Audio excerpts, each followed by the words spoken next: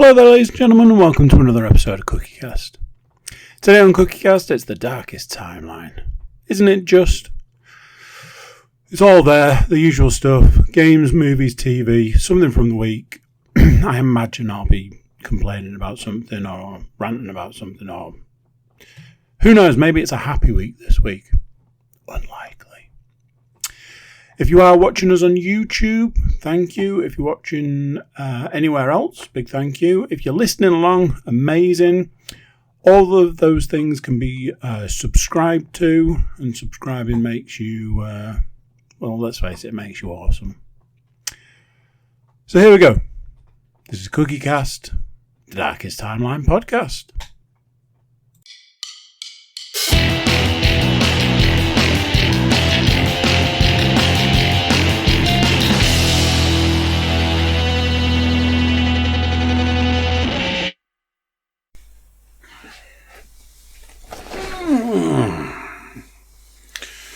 What's up? Oh, how's it going? You good? Are you well? Are you well in this time of unrest? Oat milk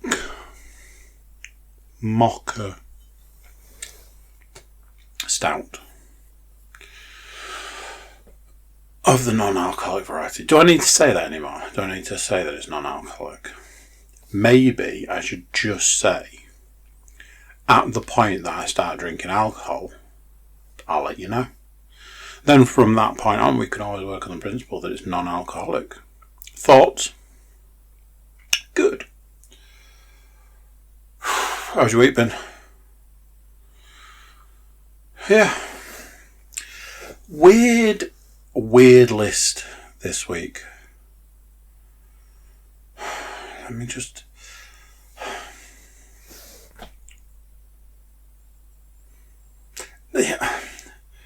Yeah. Weird list this week. Let's start with one of my favourite subjects. Any long-time listener will know one of my favourite subjects. And no, amazingly, it's not bad drivers. I won't talk about the person that pulled out on me on the roundabout. I ain't going to do it to you. I went to the dentist. Now, some of you may think, suspect, some of you may even accuse me of being a cynical man. But if you ask me, I'm a realist. So, that obviously has no relevance to what I'm about to say. Went to the dentist. I had a filling fallout. When I say that, I had my only filling fallout. And it's one of those things, I don't really feel that it counts as a filling. It's more like, what would I say? I know, like a third of a tooth. I had a tooth, it broke about 20 years ago. And I've had a variety of different things done to it since then. I had a tooth partially built, which lasted me like 10 years. It was awesome. And then it no longer was able to hang on. And then since then, how do I word it? It's not been smooth since then. As I say, any long-time listener will know me and going to the dentist stories. So, filling falls out. It's one of those, and I know what you're going to say, but it's one of those. Every single week, a reminder set to ring the dentist, to go to get the filling sorted out, because I knew that it wasn't right. I knew it kind of like separated from the tooth. Every week I was like, I'll just snooze that reminder till next week. So, could have been avoided. So I go to the dentist and it happened so fast. So fast. My head was spinning. So it was like, oh, okay, you've come in because your filling's fallen out. Where is your filling fallen out from? Like, well, it's my only filling. It's the tooth that, if I'm in here for anything other than a checkup, it's gonna be for that tooth. And I don't expect you to remember every single person that comes through the door. But admittedly, I was like, oh, it's this one. Oh, yeah, the one that's had the root canal. Okay, well, that's good. And within 3, I'm going to go conservative, 3 seconds of that, my dentist informed me that I needed to have a cap for said tooth. And I was like, do you know something? I've actually been considering it. I know we've spoken about it previously. But what I didn't realise at that point in time was this wasn't a conversation. This wasn't a choice to be made. This was happening. So it was very much I'll have a look at the tooth. I'll put something in it if necessary, but you need to have a cap done. So I was like, okay. If I'm honest, I'd been considering it. One of the things about having a cap done is that I'm very much aware that they are really expensive. So, she got me in the seat, got me laid back, had a look. Yeah. We should update your x-rays. I'll x-ray the tooth anyway just to make sure everything's fine, but we should do all of your x-rays anyway. Oh, okay. So they put that, what can only be described as a razor blade on plastic in your mouth. And I'm like, yep, that's cutting my mouth literally to ribbons, so that's nice. So went through that process, x-ray. Then it turned out it was a choice whether to actually have something put in the hole in the tooth. I think it works on the principle that with having had a root canal, it's not actually necessary. I was like, yeah, I'd like something put in there. Okay, that's fine. I'm laid there. Next thing the drill comes in and I'm like,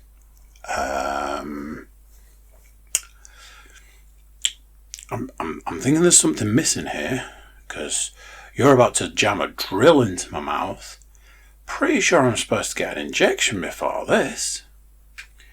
And I could only imagine that my face was a picture because as she went in with the drill, she pulled back. She went, "I'm not giving you an injection for this because you've had a root canal and you won't feel it."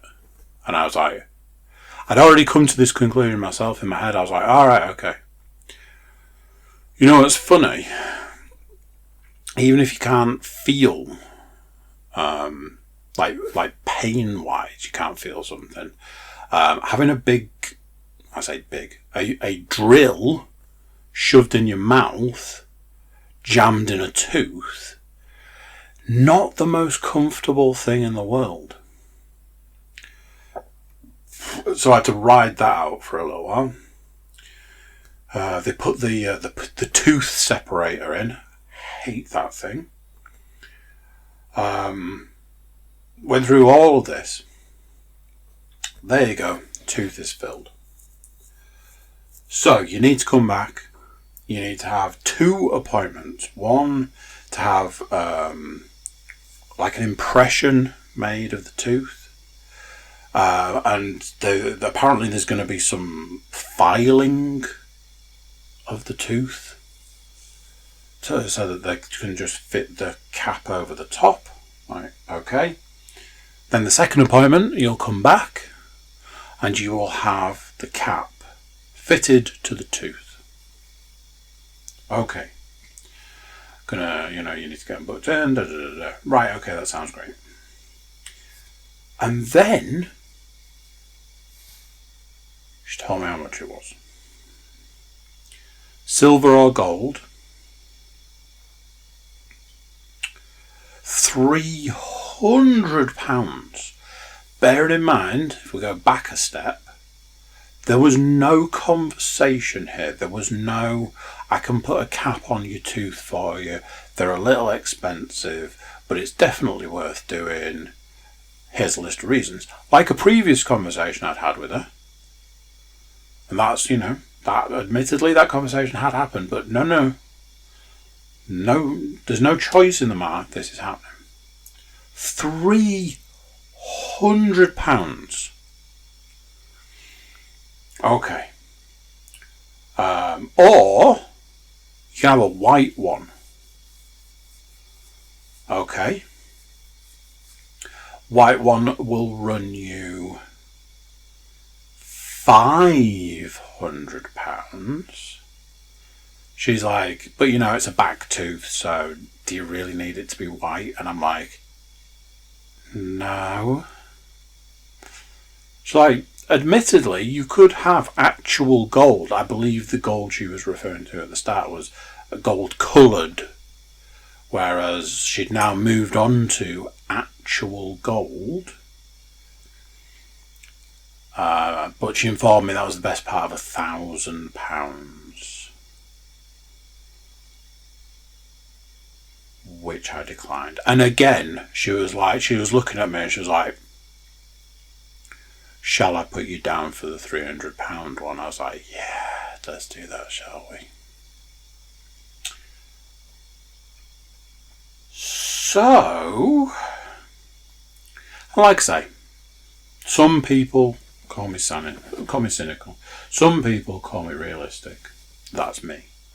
But I guess the dentists were closed over, lockdown, things like that. I'm guessing they probably didn't make any money while they were closed.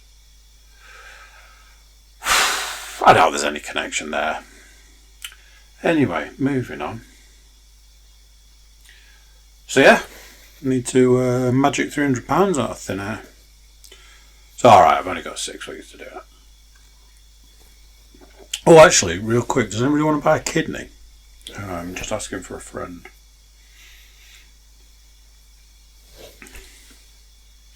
So, that time has arisen where going back into the office has become quite apparent. I had an email at one point. It was like, "Oh, you need a new laptop." I'm like, "Oh, new laptop, nice, sweet, love it." Yeah, you're gonna have to come into the office to get it. Oh. Then, team meeting. Oh, should we have our next team meeting in the office?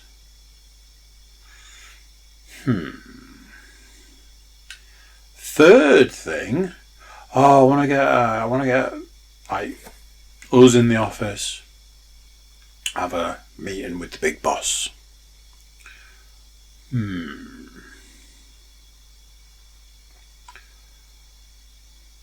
just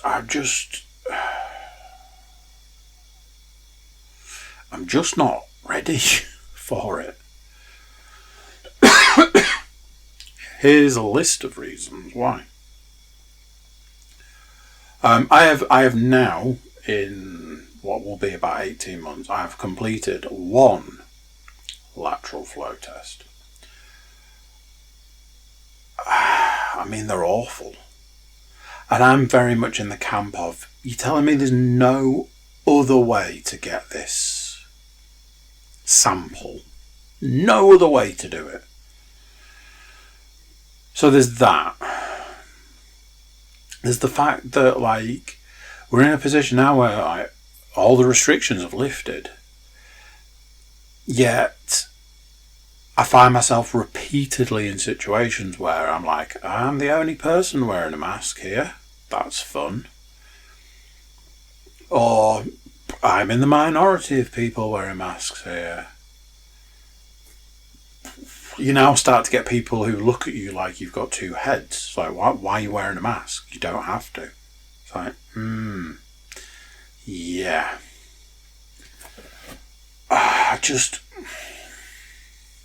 There's a part of me that's like, I don't want to return to the time that was, because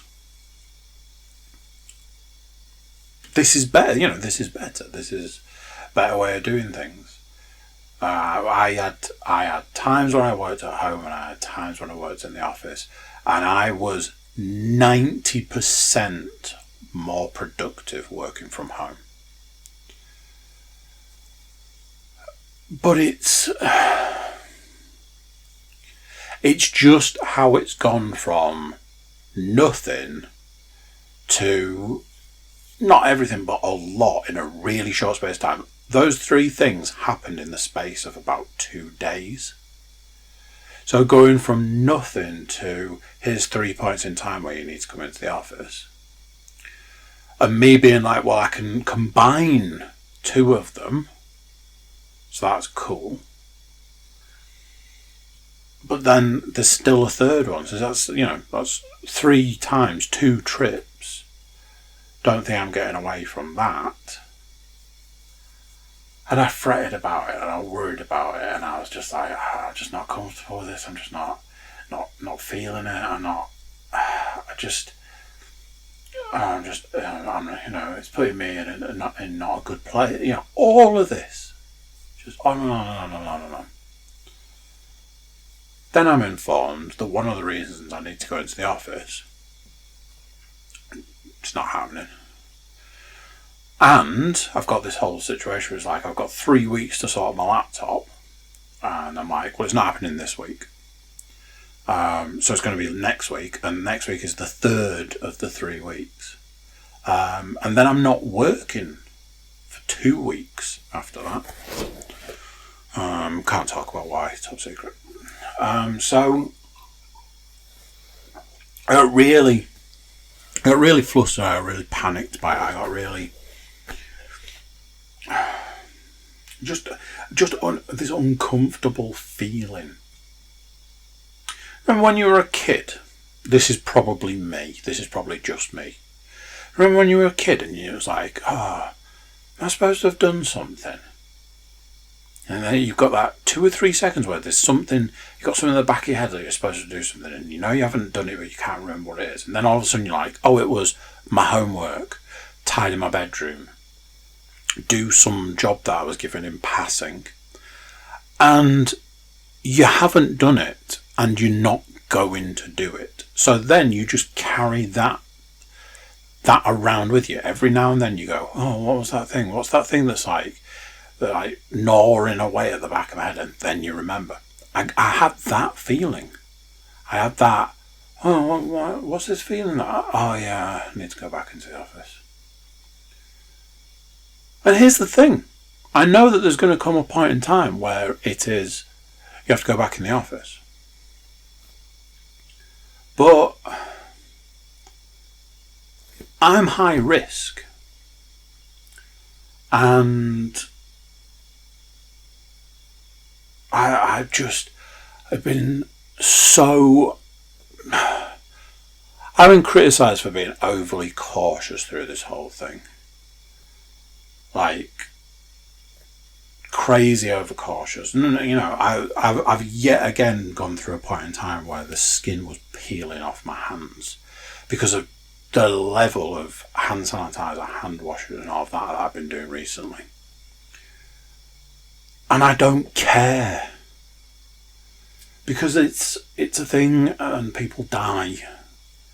And for somebody who's asthmatic and for a virus that affects the respiratory system, I just don't want any part of it.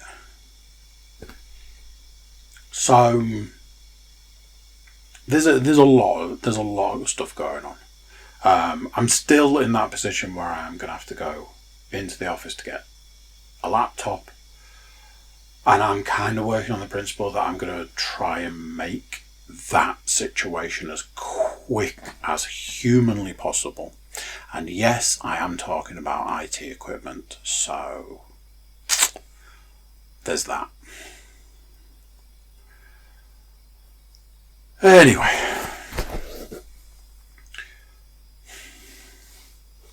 so some of you might remember, hurt my back. It'll be 9 days ago now.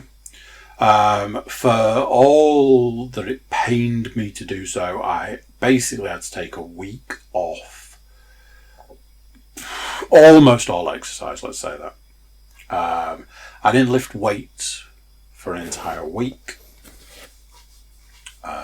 which just sucked. And I didn't run for an entire week. That's not to say I didn't get out to get some exercise.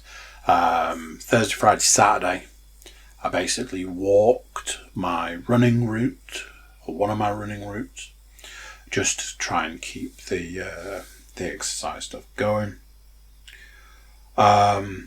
Pleased to report that part of the reason that I was able to get out and walk was past a certain point the back started improving. Past a certain point it was probably what you would consider to be better. Every now and then I get a little twinge now, but it's absolutely nothing like what I was dealing with a week ago.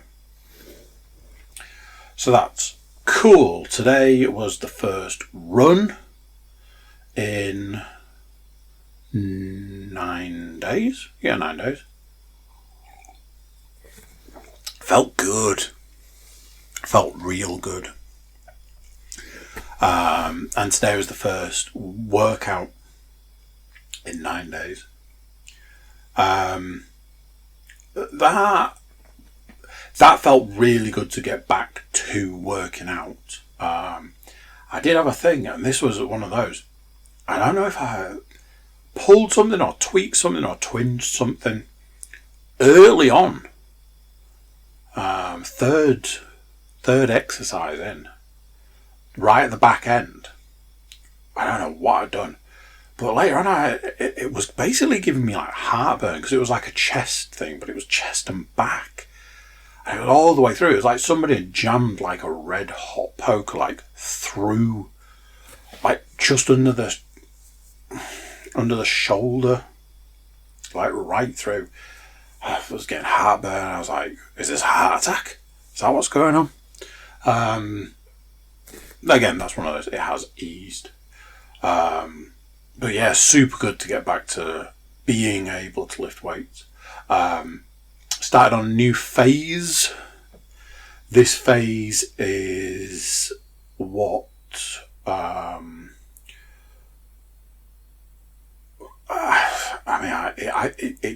it's hell, is what it is. Today was fine. There was like 3 different types of bench press. You know, it's that sort of thing. There was, barbell curl, dumbbell curls. You know, it's nothing majorly out of ordinary. There was a lot of low reps. All of that's fine. Tomorrow's exercises are just in absolute insanity. Absolute insanity. We're talking trisets. That's not triceps. That's trisets. 3 different exercises done as one, like, exercise. 30-second rest, and do it all again. There's 2 lots of that. And the reps are like 25, 30. it's going to be absolute insanity. But it's super good to get back to doing something. I think the most ironic thing, it was just weird. So no running, no working out. But I felt the most, I don't know how to word it without sounding like, I don't know.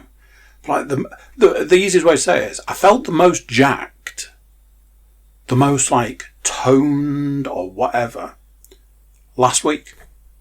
Week before I was doing like a maintenance week, and it was just do a shit ton of exercises back to back until you finished. It was like if you'd have done the rest periods alone, there'd have been 40 minutes worth of rest. So that would maybe kind of give you an idea of how many exercises, how much there was. That week I was like, I don't know if I'm doing something wrong here, but I don't really feel like I'm working out. It made no sense. The following week, when I'm not doing anything and I've got a bad back and I'm like, I can barely stand up, I'm like, I tell you something's gone wrong here, because I feel like I've been like proper working out.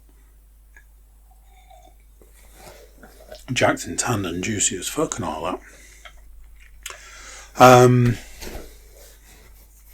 Now here's the downside. And this is something I am sure you can imagine. So, because I knew I wasn't going to be running, because I knew I wasn't going to be working out, and because I didn't want to end up in like a worse position, I was like, right, here's what we're going to do. We're going to go super clean, super lean, eating wise. Get the like portion sizes down, get the meals down, none of this, none of that, none of the other. No bad stuff, nothing, just vegetables, protein, and that's about your lot. So, and this was the thing, I was on it. I was laser focused. I was like, I'm going to crush it this week. Got to Friday, I was doing really well. I was really looking forward to my cheat meal Saturday. I was like, I will have earned that cheat meal, even if I haven't done any running or any working out. I will have earned that cheat meal. And I did. I earned it, and I got it, and I had it, and that was that. Comes to this morning, I'm like, right. Everything was super clean last week. Admittedly, no running. Admittedly, no working out. But I think, with the way things were, I'm going to go out on a limb and say, might have lost like 2 or 3 pounds. That's the area that I would have been happy with, because of the amount of effort that I put in. It's like, I've got a good feeling about this. Stepped on the scales this morning and was like, what the fuck? So, as I'm sure you can guess, no surprises, admittedly didn't put any weight on, but hadn't lost anything. Nothing. It's like, and it was very much one of those, what's the fucking point situations.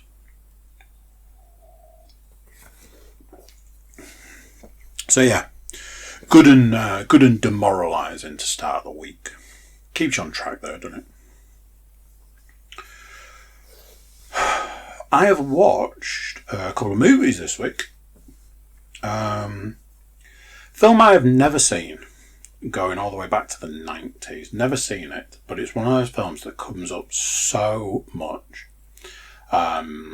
Sam, podcast alum Sam, mentioned it to me the other day. And I was like, do you know something? I'm not afraid to admit that I have never seen the film Office Space. He's like, I can't believe you've never seen it. How have you got this far in life? That's like Paul saying he's never seen Star Wars. It's like, don't say that. Did a quick search. Netflix, Amazon Prime. And now the gift that keeps on giving, Disney Plus, to see if any of them had Office Space available to watch for free. And, as it turned out, the gift that keeps on giving, Disney Plus, did in fact have Office Space. It's like, right, that's that done. I'm watching it tonight. So, see, it's things like this. I'm like, oh, what day was it? Doesn't fucking matter what day it was. One day last week, I sat down to watch Office Space. Very enjoyable film. Very funny. Very much one of those. I went back to Sam. I was like, why would you watch that film? It's like, oh, did you not like it? I was like, no, it's just like, it's a bit torturous, isn't it? And it's like, everybody in Office Space is somebody you know, somebody you work with. It's like, yeah, I think that makes it worse. One of those very funny things where you see like people who are big now, but they're doing roles where they probably weren't as big. So Jennifer Aniston was in it, which was amusing. John C. McGinley, I think that's his name. Dr. Cox from Scrubs was in it. Basically playing Dr. Cox. Just Gary Cole, who I think it's safe to say pretty much makes anything better. Somebody at the door. So I watched Office Space. I can tick it off a list of films what I've not seen. You know, that kind of good grammar and all that. The films what I have not seen list has now got one list on it.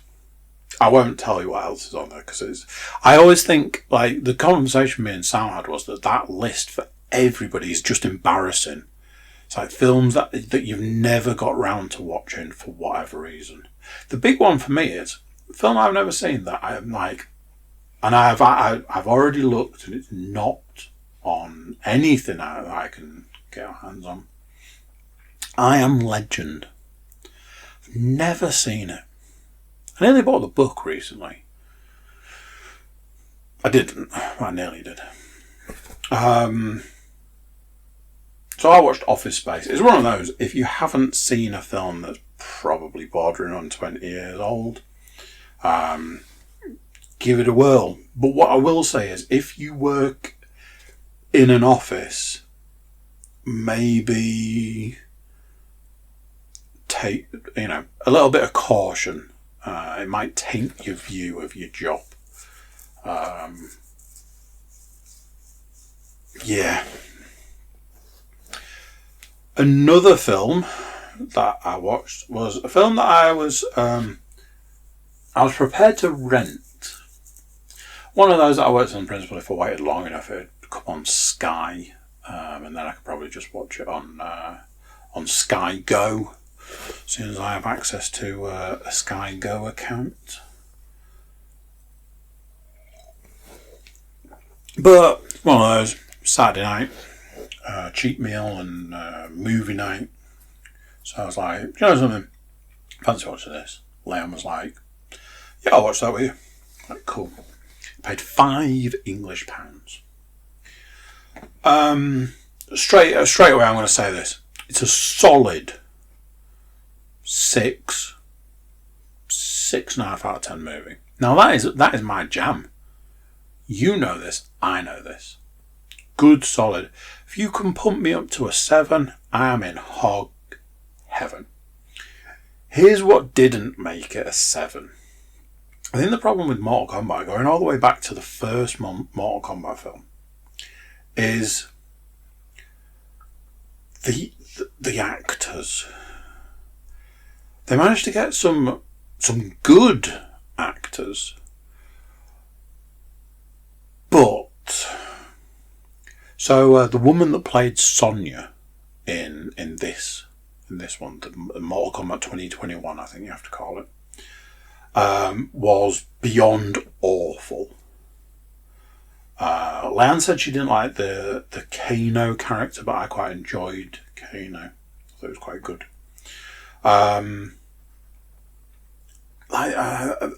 Like the guy that played Jax as well. I don't think he was all that great. The rest of the people that were in it were mostly very good. Something that I spent the entire film just going, huh? Was the main character was a character called Cole. Can't tell you his surname.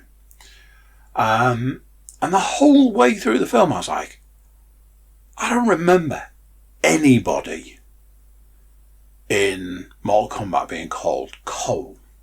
Now, I might be in the wrong here, but I did, at the end of the film, have to Google Cole Mortal Kombat. And what returned was just results for the movie. So I don't think he was an actual Mortal Kombat character. Don't quote me on that. Like I say, I don't know for sure. I think the last Mortal Kombat I played was... I was going to say 10, but no, like 7 or something. I am not a fan of the Mortal Kombat genre. As a fighting game, I think it's a terrible fighting game. And the fact that they keep making it baffles me. I think it's awful. So it was really baffling. Started out really good, really solid start. First 25, 30 minutes of that film, I was like, yeah, I'm definitely on board with this. I'm loving it. And then it just sagged through the next half an hour. It was like, whew, wind really went out of the sails on this one. Jeez. And then it picked up quite a bit towards the end. Obviously, you've got that whole Sub-Zero, Scorpion rivalry. There was a couple of things where I was a bit like, I kind of need a bit more explanation there, and you're not giving me any. Like the guy who was Scorpion was known by a different name through the rest of the film, and then at the end he's like, I'm not going by that name anymore. I'm going by the name Scorpion. It's like, okay, why? You know, Sub-Zero was pretty obvious. He's a bit chilly, but it's like, I'm Scorpion. Okay. Any reason why? Oh, we're just moving on. Cool. Some of the fights at the back end were really good. The Sub-Zero, Scorpion. Not to spoil it, but Mortal Kombat. But as I was saying before about like the guy that played Jax, I don't think he was amazing. He was okay. But he has a fight at the back end, and it was so in the realm of what was the point to that. And then, as a film, it just had like little elements like that all added up to like knock it down a few points. I remember seeing this thing about we had to go hard on the fatalities because we knew we couldn't not have them in the film. So I was like, right, if you make a statement like that, there's going to be fatalities left, right, and centre. There was one fatality that you would look at and go, that is a fatality. Absolutely. Outside of that, there was a lot of, oh, we're doing it that way, are we? Cool. Glad I rented it. £5 was probably a touch much. I think I would have rather paid one of those. If it had been £3.50, I'd have felt that was bang on. It was fine. It was a Saturday night movie that was fine. Just like I say, a little bit ropey in places and certain elements. TV-wise, I've not been watching a huge amount, unless you count the massive amount of child TV that I seem to watch these days. My youngest has got into Minnie Mouse, and in turn Mickey and all of those lot. With having Disney Plus, there's a shit ton of Mickey, Minnie and all the others. So there's a lot of that going on in our house at the moment. Not right now, she's in bed. The only thing I have... So, I've managed to get up to Series 7 of Scrubs. And I've realised that at this point now, I'm just watching it out of spite. I recently became aware that Zach Braff, I think Series 7 is his last series. So now, I feel like it's a slow motion car crash that I'm watching. I'm just like, I think I'm just going to watch it up to the point he leaves. But then I already know that there's a part of me that's going to be like, well, what's it like after he's gone? Because whether I like it or not, he is a big part of the show. And I'm just like, what would that program be like without him? But I do feel now that I am just watching this program out of spite. And I don't know who I'm trying to spite. I think I'm trying to spite myself. I was surprised when it went on to a new episode and it came up across the top of the screen, Series 7, Episode 1. This is the furthest I've managed to get in this series. I gave up in Series 6 early on as well. As I've said many times before, when they did the singing episode, I was like, yeah, I'm done here. I do kind of wonder what I'm going to watch next. A big reason that I've been watching a lot of Scrubs. It's easy. Stick it on. 25 minutes and you're done. Admittedly, I've lost entire evenings to watching it. But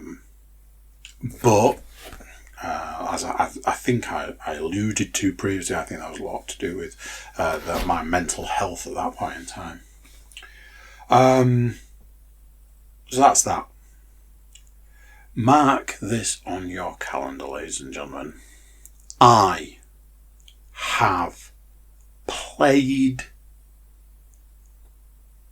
VR. That's right. It's finally happened. And I don't mean I played a little bit of VR. I mean I've played VR nearly every day, baby. The awesome people at Cloudhead Games, I believe it is, released yet another update for Pistol Whip, a new campaign, a Wild West campaign. And like absolutely everything else that goes into that game, it was free. Can we just take a moment to talk about how awesome this company is? They made a game. It was great. Its base game was great.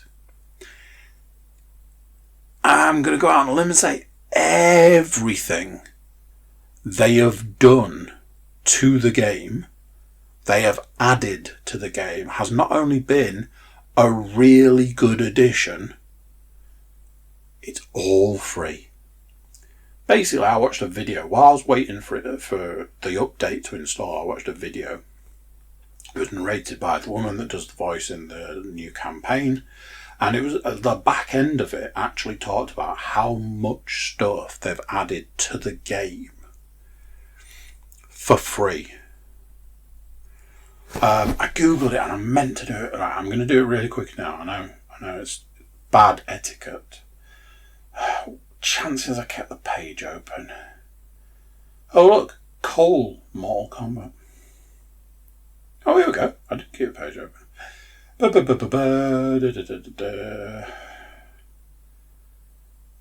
do I? There. No. I'm looking for a thing. Because I looked up the other day. Isn't this? A number of VR developers are reporting a huge increase in sales thanks to the launch of the Quest 2. So this will be a little while ago. Pistol Whip was already one of a handful of apps to generate more than $3 million in revenue on the original Quest alone.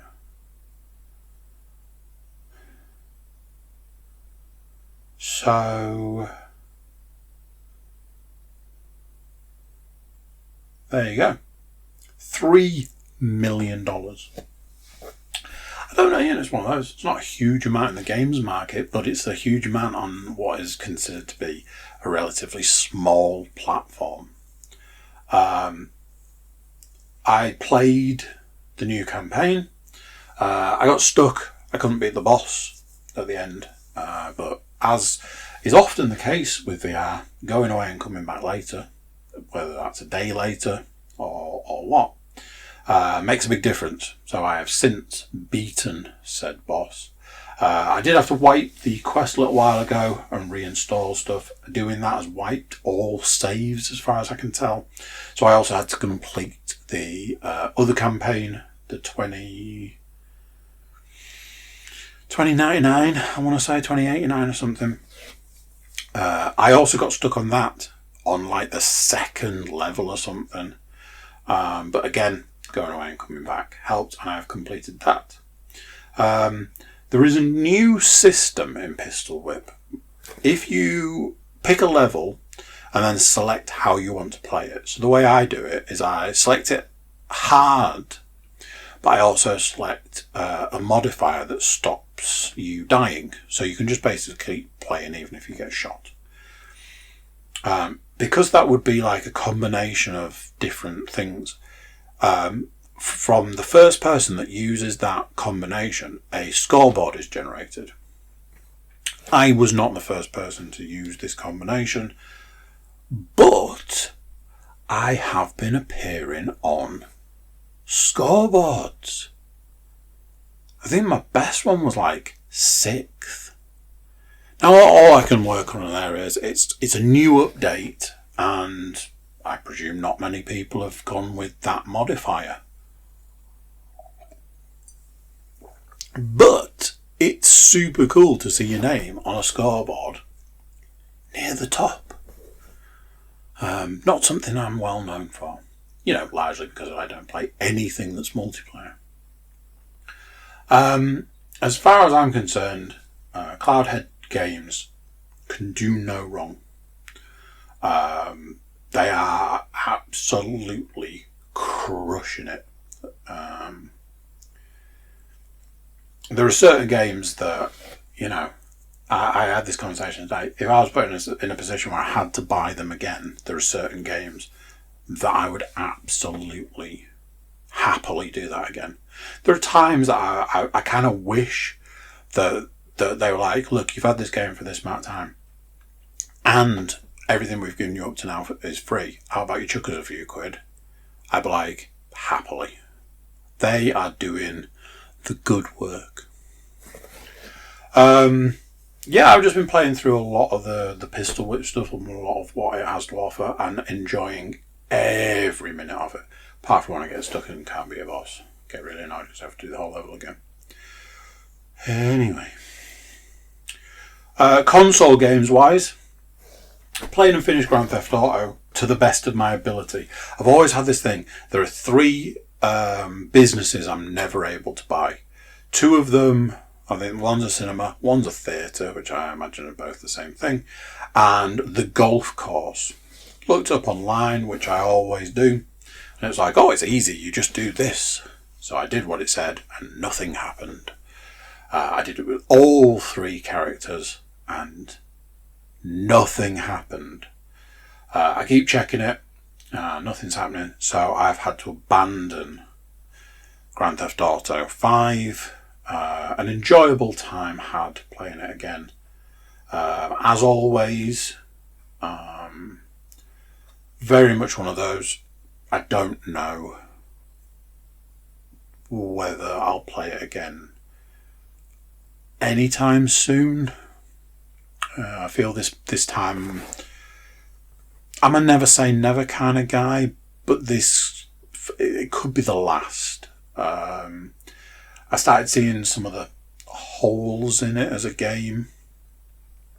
I'm pretty sure that game came out in 2013. So what, 8 years ago? So yeah, I had to make a decision of what to go to next, and I'm toying with getting the DLC, the Director's Cut upgrade for Ghost of Tsushima. So because of that, I was like, well, there's no point playing it if I'm going to, get more game for it. So I made a bold move and decided to play Assassin's Creed Valhalla. This game has been tough going, not difficult to play, tough going in the sense of just being able to stick at it. There was a point in time where I found it to be one of the dullest games I'd ever played, which baffled me. But what I will say is this: I often find that games seem to be made in phases. Phase 1 is we've set out with the best will and intention in the world. Phase 2 is often, oh god, are we still making this fucking game? And phase 3 is, yeah, we're in the swing of it now and we're nearly finished. Let's really have that last push and get it done. What that means is the stuff I've been playing recently I've actually been enjoying, which sounds strange, but for this game feels like a novelty. It started out very, yeah, okay, it's Assassin's Creed. Then it turned into, oh my god, I've played pretty much every Assassin's Creed game up to this point. Why are you making me do this? But now it's more of a, go here and do this, but it'll be slightly different to the last time you did it. Which is kind of nice and it's kind of cool. And I feel like what's definitely going to be the back third of this game has a little bit more effort being put into it, which is nice. It's one of those things, looking at the time now, by the time I get wrapped up here, it's probably not VR time. So, no VR today, but I imagine there'll definitely, touch wood, almost definitely be some tomorrow. So what that means is I'll be heading off to jump on some Assassin's Creed Valhalla. And here's the thing. For some of the first times in all of the time playing this game, I'm actually kind of looking forward to it. I'm actually like, oh, I'll be able to go and do this, I'll be able to go and do that. One of the things being, the next area I'm going to is Jorvik. Or Jorvik. Or, as it's better known, York. So that'll be mildly entertaining, I'm sure. From what I've heard, it's quite good. But I think we'll be finding that out today. So there you go. That is the week in a nutshell. Thank you all for joining me. Thank you for listening along. And I'm going to catch you guys next time. Take care of yourselves.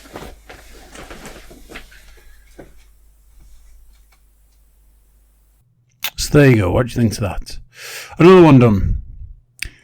Big thank you to everyone for listening along, watching along, whichever you're doing. But whatever you're doing, please do subscribe, like, share and comment. You can also jump over to cookiecast.com. Check out what we've got going over there. We've got email links, social media links, all kinds of links. You can drop us a line, let us know how you're getting on. That's it for now. Until next time, I'm going to say bye, and I'll see you then.